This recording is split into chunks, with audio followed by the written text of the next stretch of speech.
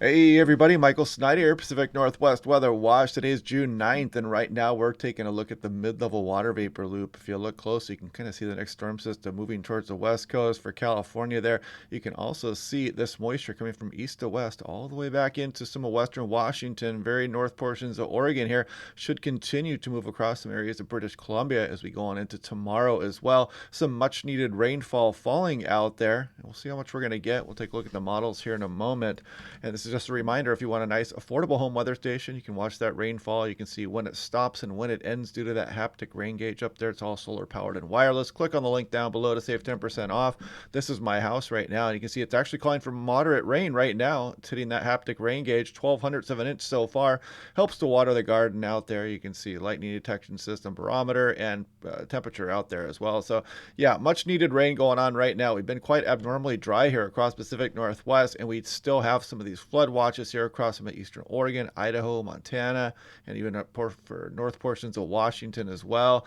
This is looking at Spokane National Weather Service, talking about these thunderstorms for Saturday, Sunday, and then maybe a break here as we go on in through early next week and starting to warm up a bit again here as we build a ridge here just off the coastline. We'll take a look at those details here in a moment. This is looking at another wet day today for western Montana, north central Idaho here. Watch out for the heavy rain out there, the potential for some isolated flooding as well. Here's Seattle yesterday, 73, above average, about 3 degrees. Not a bad day yesterday. Got a trace just clicked into the bucket there as we were moving into this little bit of a rainier period as we go through today. But we are not going to reach average today, probably only into the 60s, maybe just low 60s here. And you can see well off that record high set back in 1955 of 96 degrees. What a day that was. And look at that. Back in 2022, we had over an inch of rain on this day here. So, it's not going to be as much this time around, but at least we're getting some, right? Now, this is looking at day one excessive rainfall outlook. You can see portions of Montana there with that moderate, and you can see the marginal extend into Oregon, Idaho, some slight into Washington as well. So, watch out, especially across the higher terrain and any burn scar areas for the potential of flooding. This is day two, kind of pushes off to the east a bit here, and day three again with some thunderstorm activity across Montana, Idaho, and Oregon. This is percent of average precipitation. You see, I'm updating this day by day. This is from May 10th to June 8th. There you can see the portions of western Washington, Oregon, some of the Columbia Basin, well below average. Like, some of western Oregon there, it looks like 2% of the normal precipitation over the last 30 days here. So any precip that can fall out of this system here is going to be very beneficial. This is looking at the NAM versus the GFS on the right. This is your hot off the presses, the 12Z run. And if we put that into motion, you can kind of see the NAM putting a little bit more of a bullseye here across some of Tacoma and Olympia here, getting SeaTac with just over a quarter of an inch there. And we continue on here, and you can see some of this move up into southwest BC as well. Seattle, about a third of an inch, maybe here on the GFS and the NAM. We'll check out the European next. But yeah, again, very beneficial rainfall coming in here. We don't have any thunderstorm activity here west of the Cascades either. This is looking at European. Last night's run, total precipitation in inches. We put it into motion. Not doing too bad of a job picking up this preset, for example, for Seattle. And you can see some areas even down towards Portland here getting some precip as well. Very beneficial again. And then you can see it as we go through tonight and tomorrow morning, start to include southwest BC a bit more. Of course, more precipitation the higher you get up into the terrain there as well. So yeah, enjoy this rain here while it lasts, because we may not be getting any more for a while here after that. We'll take a look at that in the model runs here in a moment as well.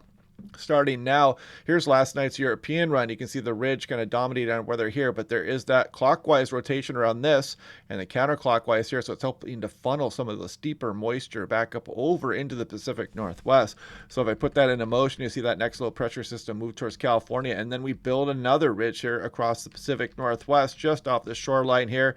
It noses into our area. Then we bring another trough that's going to cool us down as we go through the middle portions here of next week. But then we're going to, we'll see what it brings after that. The signs, the region may hang around in the extended, but right now we're looking off a bit too far into Fantasyland.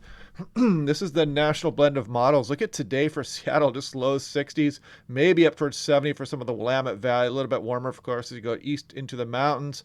And not too bad of a day here across some of, at least heat-wise, across some of eastern British Columbia. If we go into tomorrow, as we bounce back some of those temperatures here and we warm up Sunday, look at Monday into the mid-80s for Seattle, potentially 90 for Portland here as we warm up here with that ridge building. Cool back down a bit here Tuesday and Wednesday even further as that trough trough kind of swings by here, probably going to kick off this onshore flow here and cool things down across a lot of the region. And then we'll see what the future brings as we go day by day here. This is looking at the drought monitor. You can see they have introduced some moderate drought for portions of northwest Washington, abnormally dry here across the Cascades and some of western Washington. But notice this. Remember, we've been dealing with this extreme and exceptional drought for a lot of the past year here across Oregon, and that has been erased. So very beneficial there. Still dealing with some severe drought over there, but much improved. And some of this rainfall is going to be helping out that drought, those drought conditions there across Idaho and Montana as well. But yeah, so that's why this beneficial rain here coming in there is so needed. We're hopefully squelch some of these abnormally dry conditions here. This was looking at weeks 3 to 4 temperature outlook. This was issued June 2nd, just kind of showing that above average signal across some of the Pacific Northwest here. And again, with that Intermountain West thunderstorm activity here as we go through the end of June, above average signal. But anyway, yeah, we'll continue to watch this day by day. Hopefully we can, beat the models a little bit here and continue this rainfall as we go through the day, maybe pick up over 1/3 of an inch across for the Seattle, for example. Hopefully Portland continues to get it on that rain, southwest BC. So we'll watch that, and we'll look at things tomorrow. We'll watch that ridge building here. We'll see how much we're going to warm up here as we go through that next ridge, and then the trough swings by and cools us down again on through next week. But anyway, hope you guys are liking these videos. Again, if you want a weather station to watch all this weather activity, and you can watch it on your smartphone even when you're not at home and see what your weather at your house is doing there, click on that link down below to save 10% off. And yeah, we'll do this again tomorrow, and I'll talk to you guys then.